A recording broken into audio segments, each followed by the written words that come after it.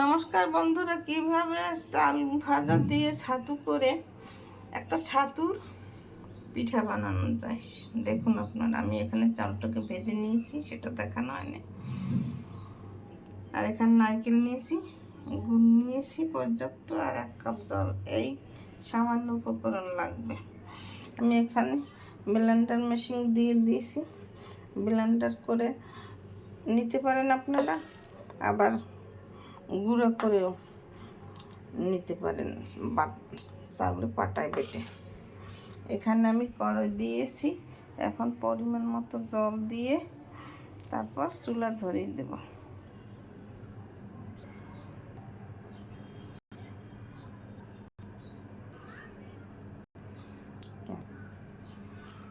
আমি চাল গুঁড়ো করে ব্লেন্ড করে নিয়েছি, আপনারা পাটায় বেটেও নিতে পারেন বা অন্য কিছু দিয়েও বেটে নিতে পারেন। এখানে আমি গুড় দিয়ে দিয়েছি, জল দিয়েছি 2 কাপ, আর এখন লবণ দিয়ে দেবেন। জলটা এখন ফুটতে হবে ভালোভাবে, গুড় মিশে যাবে। আর নারকেল দিয়ে দিলাম, জলের সাথে নারকেলটা ফুটতে হবে। এই যে জলের সাথে নারকেল গুড় ফুটে এটা সিদ্ধ হয়ে গেছে নারকেলটা। এখন আমি চাউলের গুঁড়ি অল্প অল্প করে দিয়ে দেব এইভাবে।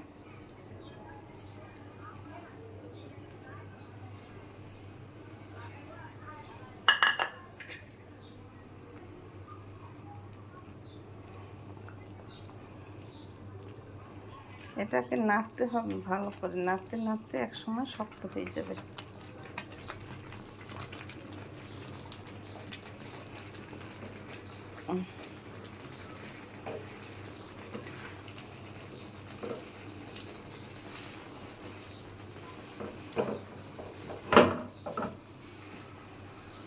এই যে শক্ত হয়ে গেছে, এখন একটু পরেই এই থালে নামিয়ে নেব।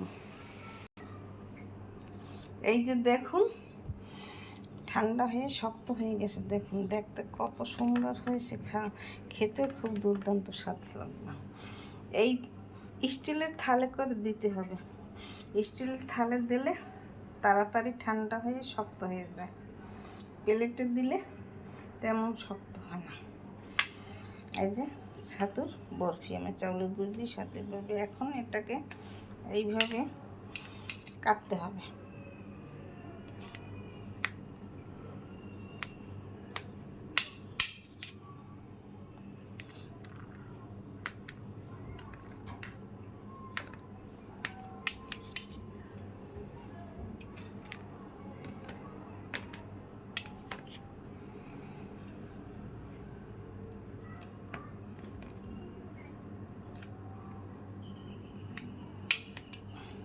এইভাবে কেটে কেটে পরিবেশন করতে হবে।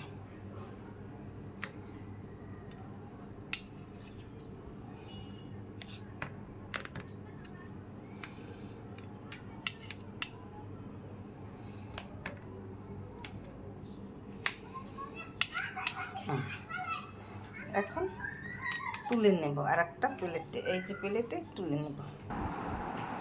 এই যে দেখুন, এইভাবে আমি কেটে এই যে তুলে সাজিয়ে নিয়েছি। দেখতে কত সুন্দর লাগছে, খেতেও খুব দারুণ লাগে। এই যে চাউলের গুঁড়ি দিয়ে বরফি বানায়